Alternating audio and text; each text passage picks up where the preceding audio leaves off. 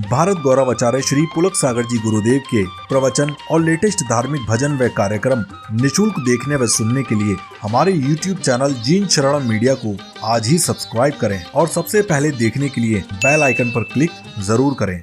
आदमी के जीवन में हजारों विकल्प हैं, हजारों तरह के तनाव हैं, टेंशन है, डिप्रेशन है।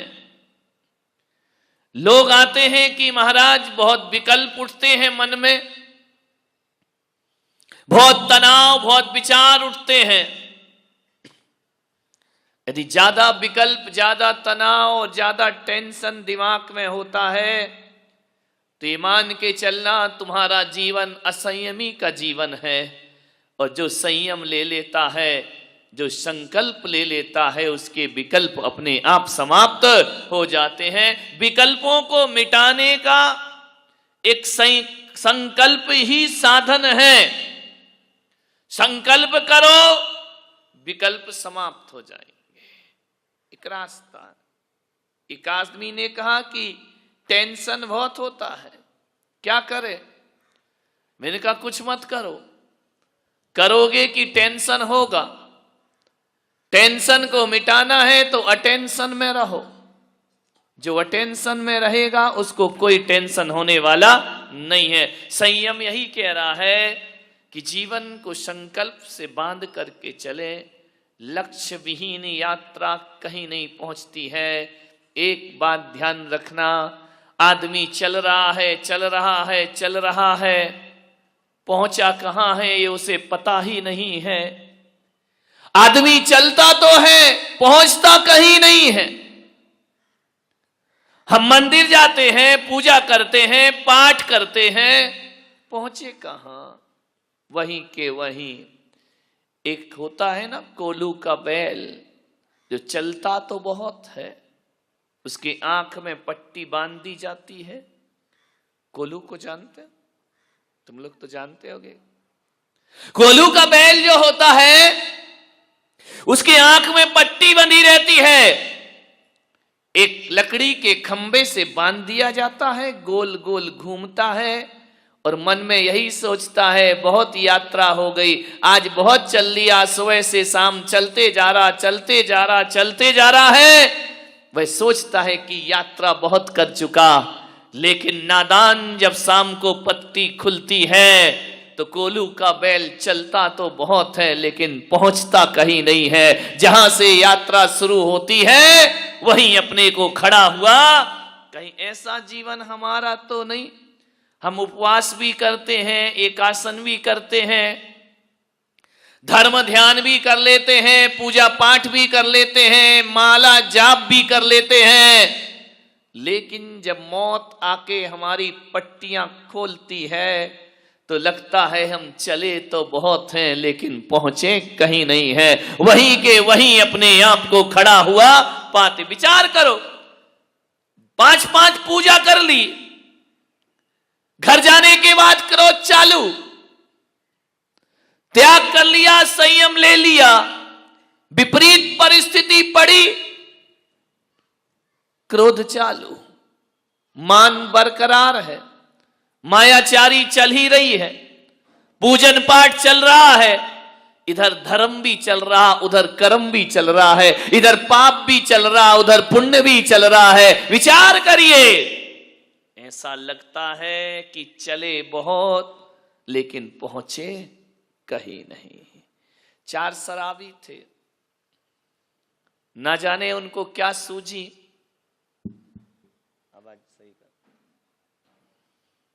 बोले चलो नौका विहार करते हैं। एक नदी में पहुंचे, नाव में बैठे चारों शराबी, चप्पू चला रहे हैं, पतवार चला रहे हैं। कहते कि रात पूरी बीत गई, सवेरा होने को आया। पतवार चारों ने बारी बारी से चलाई। कुछ देर, कुछ घंटे पहले शराबी ने चलाई, कुछ घंटे दूसरे शराबी ने चलाई।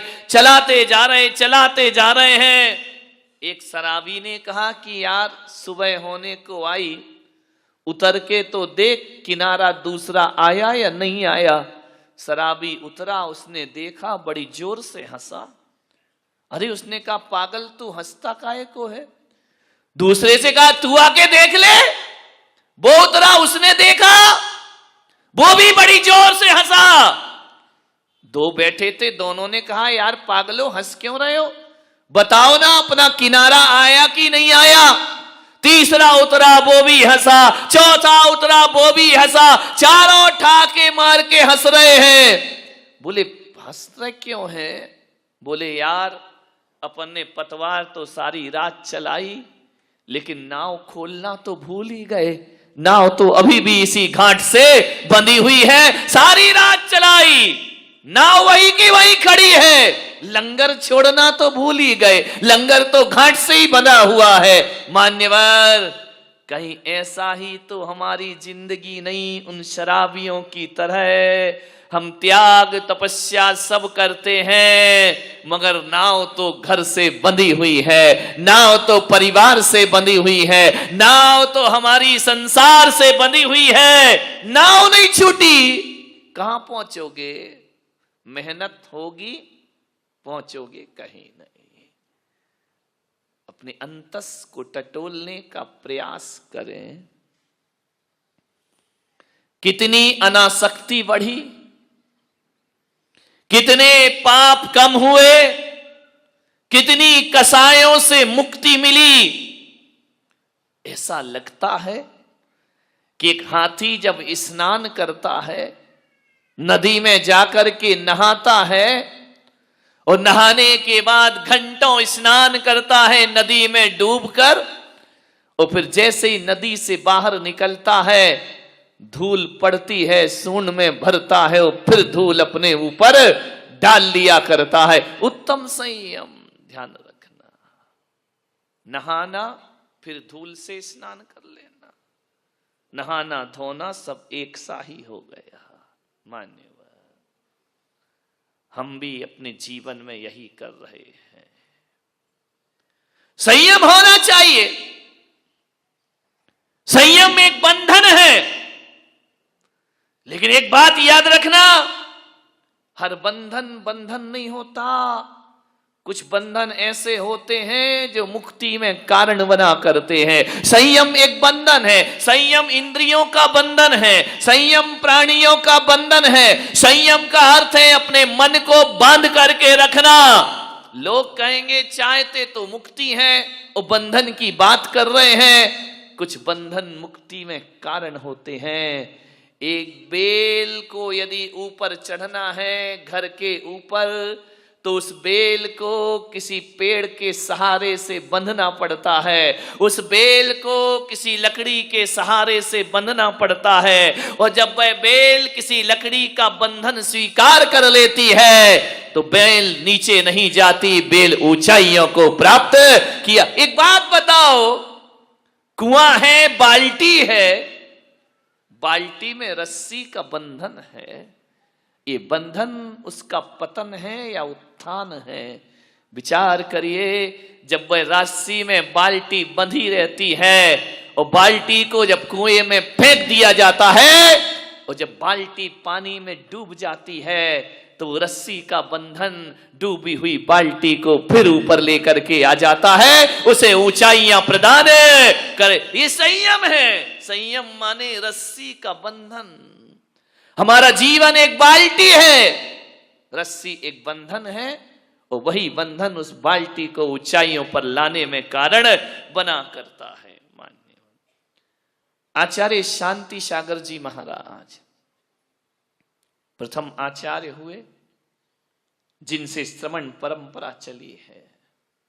बड़े उपकार हैं इस जैन समाज पर उनके। मैं तो कहता हूं कि हमारे पूर्वज, हमारे माता पिता के जो उपकार हमारे जीवन में नहीं होंगे, उससे ज्यादा उपकार आचार्य शांति सागर महाराज के पूरी समाज पर हुआ करते हैं। पूरी श्रवण संस्कृति पर उनके उपकार हैं। किसी ने आचार्य महाराज से पूछा कि सौगंध लेने की क्या जरूरत है, नियम लेने की क्या जरूरत है? क्या जीवन बिना नियम के नहीं चल सकता है? आप हर किसी को कोई ना कोई नियम पकड़ाते हैं, कोई ना कोई संयम दिया करते हैं, कोई ना कोई सौगंध दिया करते हैं, आप आंकड़ी दिया करते हैं, आप प्रतिज्ञा कराया करते हैं। क्या जरूरी है प्रतिज्ञा लेना, नियम लेना? ऐसे भी तो जी सकते हैं ना। जिंदगी को जीना है, जीते रहो। आचार्य शांति सागर महाराज ने कहा कि सच कहते हो, कोई जरूरत नहीं है नियम की, जिंदगी तो जी सकते हो। जिंदगी तो एक जानवर भी जिया करता है, जिंदगी तो एक पशु भी जिया करता है। जिंदगी जीना कोई बहुत बड़ी बात नहीं हुआ करती है। लेकिन उन्होंने कहा, जरा ये बताओ कि बिना नियम के जिंदगी चलती कैसे है? एक बात बताओ बारामती वालों, एक व्यापार करते हैं, आप दुकान चलाते हैं, उसके भी कुछ नियम कायदे होते हैं या नहीं होते हैं? एक नियम होता है कितने बजे दुकान खोलना और कितने बजे दुकान को मंगल करना, यह भी एक नियम हुआ करता है। ग्राहक से कैसे बातें करना, यह भी एक नियम हुआ करता है। अरे कब खाना, कब पीना, कब सोना, कब उठना, यह भी एक नियम हुआ करता है। एक बात तो बताओ, आचार्य महाराज ने कहा कि बिना नियम के जिंदगी चलती कहां है? अरे बच्चे को विद्या अध्ययन करना है तो स्कूल जाने का भी एक नियम होता है और स्कूल से लौटने का भी एक नियम। बिना नियम के कैसे चलेगी जिंदगी? अभी 7 बजे से आपने पूजन अभिषेक की, यह भी एक नियम है, यह भी एक अनुशासन है। 9 बजे पूजन समाप्त, यह भी एक नियम है। 10 बजे तक प्रवचन, यह भी एक नियम है। एक बात बताओ, यदि दुनिया से ये नियम खत्म कर दिए जाएं तो दुनिया जीने के लायक ना बचेगी मेरे भाई। कौन कैसे जिएगा? माता पिता से कैसे व्यवहार, यह भी एक नियम है। बहन से कैसे व्यवहार, यह भी एक नियम है। भाई से कैसे व्यवहार, पति से कैसे व्यवहार। एक बात याद रखना, जो इन नियमों को तोड़ता है उसकी जिंदगी विनाश में कारण होती है, और जो नियम को पालता है उसकी जिंदगी उत्थान में। कभी किसी नदी को देखना, नदी के बहने का भी एक नियम है। दोनों ही तट की सीमाओं में बंद करके बहा करती है नदी।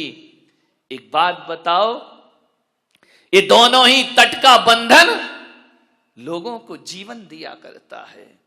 वही नदी जीवन दान देती है और वही नदी हजारों का जीवन छीन लिया करती है। एक बात बताइए, जब नदी तट की सीमाओं में बंद कर बहती है तो जीवन दायिनी हो जाया करती है। जब तट की दोनों किनारों की सीमा और संयम को तोड़ती है तो वही नदी लोगों के सर्वनाश में।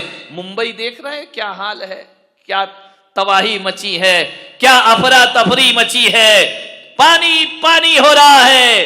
एक बात याद रखना, यही पानी जीवन है, यही पानी मौत है। एक बात याद रखना, उसी पानी से कीचड़ मचता है और उसी पानी से कीचड़ साफ भी हुआ करता है। आपके पैरों में कीचड़ लगता है पानी की वजह से, और आपके पैरों को साफ किया जाता है तो पानी। वही चीज जीवन है, वही चीज मौत है। जब कोई भी चीज समय से, संयम से ज्यादा हो जाती है, यहां पे डॉक्टर लोग बैठे हैं, दवाई जीवन भी है, दवाई मौत भी है। कितनी गोली खाना, कितनी दवा लेना, ये संयम है।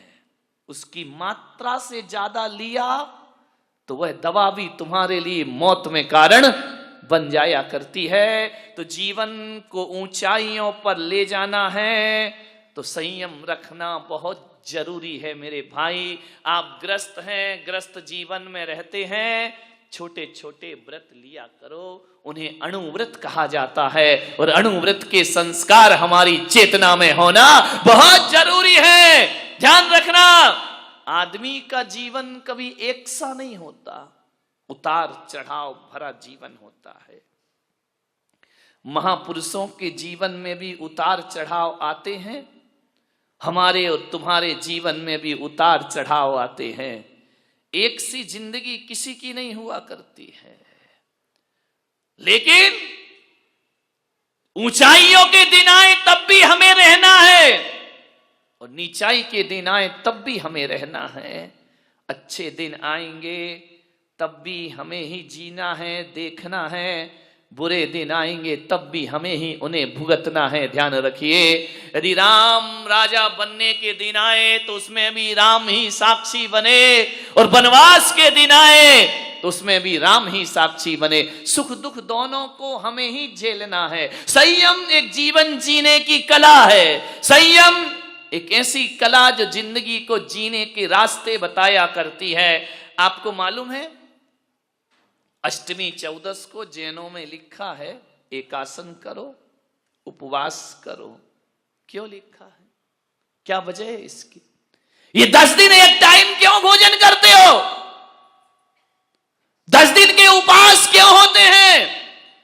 आपको ये 10 दिन के लिए सफेद कपड़े पहना दिए गए, 10 दिन के लिए कहा कि चटाइयों पर सोने का अभ्यास करिए, 10 दिन के लिए आपसे कहा गया है बाजार का भोजन मत करिए, संकल्पित भोजन करिए, संयम का भोजन करिए, सादगी का जीवन जियो। मैंने सोचा कि ये केवल 10 दिन की बात नहीं, श्रावक के लिए तो अष्टमी चौदस को भी कहा है कि हरी मत खाना, अष्टमी चौदस को भी कहा है कि रूखा सूखा भोजन करना, अष्टमी चौदस को कहा है कि एक टाइम भोजन करना। महीने में 4 दिन, 4 बार आते अष्टमी चतुर्दशी, हर महीने में 4 दिन रूखा सूखा भोजन करो। महीने में 4 दिन डल्लप के गद्दे पर मत सो, महीने में 4 दिन जमीन पर सोने का अभ्यास करिए। महीने में 4 दिन श्रृंगार मत करो, सादगी का जीवन जीने का प्रयास करो। महीने में केवल 4 दिन। शास्त्रों में तो लिखा है अष्टमी चौदस को घर बार छोड़कर जिनालय में निवास करना चाहिए, भगवान के मंदिर में रहना चाहिए, रात्रि में जागरण करना चाहिए, सोना नहीं चाहिए। ध्यान रखना, अष्टमी और चतुर्दशी वाले दिन।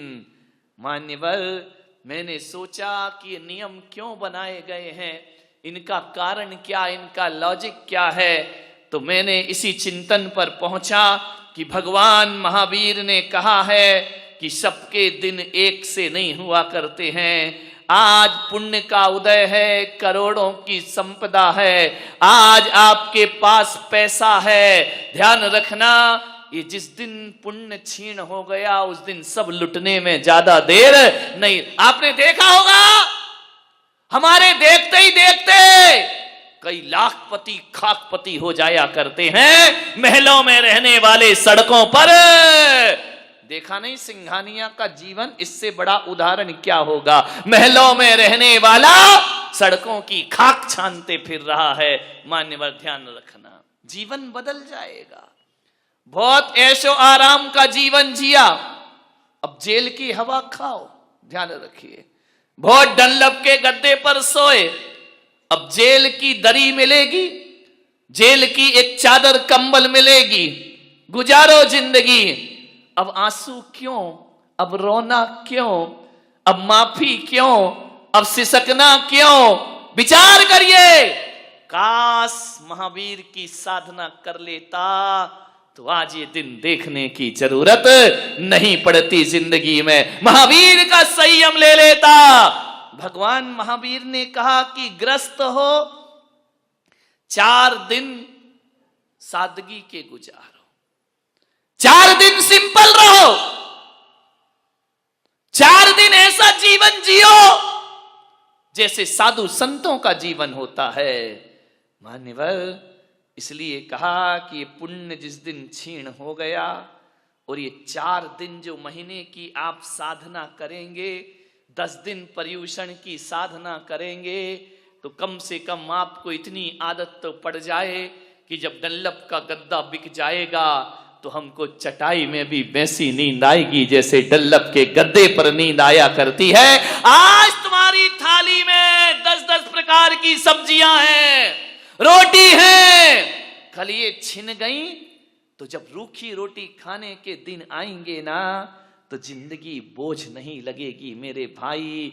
ज्यादा सुविधा भोगी जीवन जियोगे, और जिस दिन सुविधाएं छिन जाएंगी उस दिन सिवा आत्महत्या के कोई रास्ता तुम्हारे पास नहीं। तुम्हें लगेगा कि मर जाओ ऐसे जीवन से, लेकिन यदि ये साधना कर ली, ये 10 दिन की साधना, आपने रंगीन वस्त्र छोड़े, सफेद वस्त्र धारण किए, मान्यवर, आज की साधना बुरे दिनों में बहुत काम आया करती है। इसलिए बारामती वालों, मैं आपसे निवेदन करता हूं कि महीने के 30 दिन 30 रात आप घर में बिताते हो, तो हर महीने एक नियम करो कि एक रात किसी तीर्थ पे जाके धर्मशाला में भी बिताने की साधना करेंगे। आसपास के तीर्थों में एक रात जरूर बिताएंगे, क्योंकि जब महल छिनेगा तो धर्मशाला बहुत काम आएगी, तुम्हारे ध्यान रखना। मान्यवर, आपसे निवेदन है, एक दिन रूखा सूखा खाओ, ना छिने पुण्य। कल ऐसी बीमारी लग गई कि आप फिर तला हुआ नहीं खा सकते, तो अष्टमी चौदस की साधना तुम्हारे बहुत काम आएगी।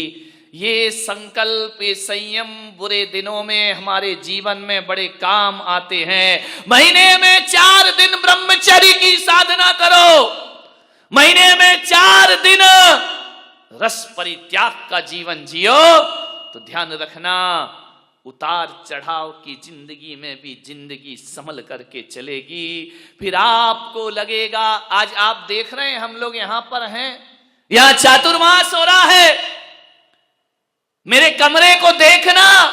कई लोग तो मुझे कम देखते, कमरा ज्यादा देखते हैं, क्या लगा है, क्या सजा है, क्या दरबार है।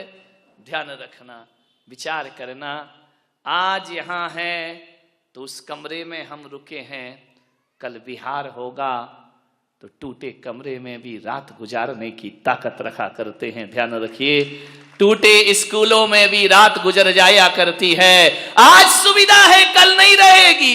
साधु तो सतत बिहारी है, साधु तो एक जगह रुकता ही नहीं है, बिहार करते रहता है। तरह तरह की सभ्यताएं देखने को मिलती हैं, तरह तरह की संस्कृति देखने को मिलती है, अजीब अजीब भाषाएं सुनने को मिलती हैं। जहां जाओ वहां की अलग अलग सभ्यता है, अलग अलग संस्कृति है।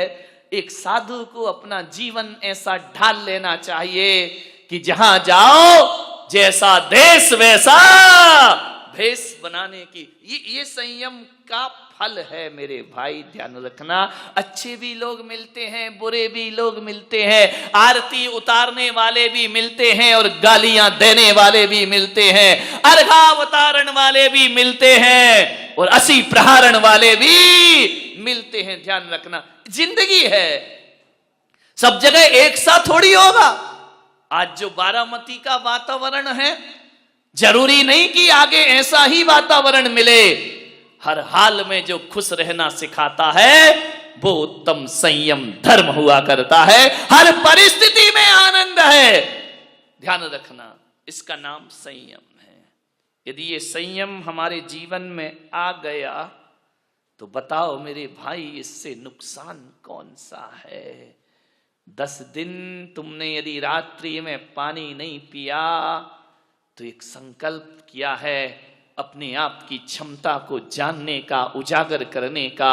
हमारे अंदर अनंत संभावनाएं हैं, संयम उन संभावनाओं को उजागर किया करता है। आचार्य शांति सागर महाराज से बोला गया कि महाराज, कोई जरूरी है कि हम सब आपकी तरह नग्न हो जाएं, आपकी तरह महाराज बन जाएं? क्या जरूरी है? महाराज ने कहा कोई जरूरी नहीं है। ध्यान रखना, लेकिन आज इस पंचम काल में हम धर्म का और मुक्ति का बीज बो सकते हैं। और यदि आप संयम साधना कर रहे हैं तो ये समझना कि हम धर्म के और मोक्ष के बीज बो रहे हैं। एक बात बताइए, विचार करना है आपको। आपको कैसे पता चलेगा कि हमारी साधना से मोक्ष होगा या नहीं होगा? आचार्य शांति सागर महाराज ने कहा बीज से किसी की पहचान नहीं हुआ करती है, ध्यान रखना। बीज से किसी भी चीज की, वृक्ष की पहचान नहीं होती है, ध्यान रखना। किसी भी पेड़ की पहचान, किसी भी वृक्ष की पहचान बीज से नहीं, उसके फलों से हुआ करती है। जब फल होते हैं तभी पहचाना जाता है कि ये बीज किसका है और ये पेड़ किसका। फल ना होंगे तो पहचान ना होगी, फलों से पहचाना जाता है, ध्यान रखना। बीज को देखकर कोई, जिसने अनजान व्यक्ति किसी बीज को देख ले तो कैसे बताएगा ये किसका बीज है, कोई नहीं बता सकता। लेकिन जब वह बीज धरती पर बो दिया जाता है, जब अंकुरित होता है, जब वृक्ष बनता है और जब उस पे फल लटकते हैं, तब कहा जाता है कि ये बीज इस फल का। अभी पता नहीं चलेगा ये संयम साधना क्या है, लेकिन जब हमारे जीवन में मुक्ति के और मोक्ष के फल लगेंगे, तब लगेगा कि ये साधना हमारी मोक्ष की साधना है। ध्यान रखिए, मानने फल के बिना वृक्ष की पहचान नहीं होती है। संयम लो, छोटे छोटे नियम लेने का साहस करो। जिस बिना नहीं जिन राज सीजे, तूर लो जग कीच में। विचार करिए, इस संयम के बिना तो तीर्थंकरों की मुक्ति नहीं होती है, तो आप और हम जैसे साधारण लोग कहां से मुक्ति को प्राप्त करेंगे। कितने भी तीर्थंकर घर में सम्यक दृष्टि रहा करते हो, कितना भी आत्मा का ज्ञान रखते हो, कितना भी तीर्थंकर तीन ज्ञान को लेकर आए हो, लेकिन जब तक वो संयम नहीं लेते तब तक तीर्थंकरों को भी मोक्ष की प्राप्ति। और तुम पूजा में क्या पढ़ते हो, जिस बिना नहीं जिन राज सीझे। आगे, तू रुलो जग कीच। तू रुलो माने, तू माने भगवान, भगवान के सामने अर्घ्य चढ़ाते हो। तू रुलो जग कीच में, तू रुलो नहीं कि बाजू वाले को कहते हो तू रुलो जग कीच में। अरे तू का अर्थ यहां बड़ा उल्टा है। यहां तू का अर्थ तू नहीं होता, पूजा में तू का अर्थ मैं हुआ करता है, ध्यान रखिए। जिस बिना नहीं जिन राज सीजे, मैं रुलो जग कीच में, हम सब रुले जग कीच। तू का मतलब भगवान या पड़ोसी नहीं। पूजा दूसरों के लिए नहीं की जाती है, पूजा तो अपने आप के लिए की जाती। मैं रुलो जग कीच में, संसार की कीचड़ में फंसा मैं कैसे मुक्ति पाऊंगा यदि संयम ना हो। एक बात ध्यान रखना, दुनिया में सबसे ज्यादा शक्तिशाली यदि कोई होता है तो चट्टान हुआ करती है।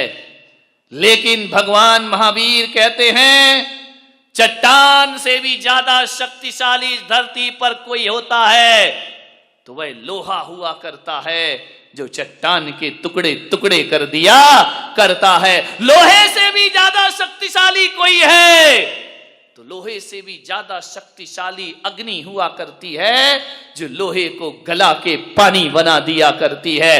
अग्नि से भी ज्यादा शक्तिशाली कोई है तो अग्नि से ज्यादा शक्तिशाली पानी हुआ करता है, जो धधकते हुए दावा नल को बुझा दिया करता है। पानी से ज्यादा शक्तिशाली कौन है? तो पानी से ज्यादा शक्तिशाली कौन होगा? कौन होगा पानी से ज्यादा शक्तिशाली? बोलिए, पानी से ज्यादा शक्तिशाली, पानी से ज्यादा शक्तिशाली आदमी का संकल्प हुआ करता है, जो पाताल से भी पानी को बाहर निकालने की ताकत रखा करता है। आदमी है जो पाताल से, अब निकाल रहे कि नहीं, हजार हजार फीट नीचे से पानी ऊपर ला रहे हो, बोरिंग करा रहे हो, ये कौन करा रहा? ये मशीन बोरिंग नहीं कर रही, ध्यान रखना। आदमी की प्यास और उसका संकल्प पानी को पाताल से खींच करके ले आए। यदि प्यास गहरी है, आप ये मत सोचो कि मशीन से बोरिंग होती है, आप ये मत सोचो कि किसी उपकरण से कुआं खोदा जाता है। आप ये मत सोचिए किसी ताकत से पानी का स्रोत पैदा किया जाता है। मेरे भाई, ना तो मशीन से पानी बाहर आता है, ना खुदाई से पानी बाहर आता है। यदि पानी को कोई ढूंढता है तो मशीन और यंत्र नहीं ढूंढते, भीतर की प्यास पानी को खोजा करती है। यदि प्यास है तो पानी है, प्यास नहीं तो पानी। प्यास बहुत गहरी। यदि आपके अंदर परमात्मा की प्यास जगी है तो ध्यान रखना, इस कलयुग में भी परमात्मा जरूर मिलेगा।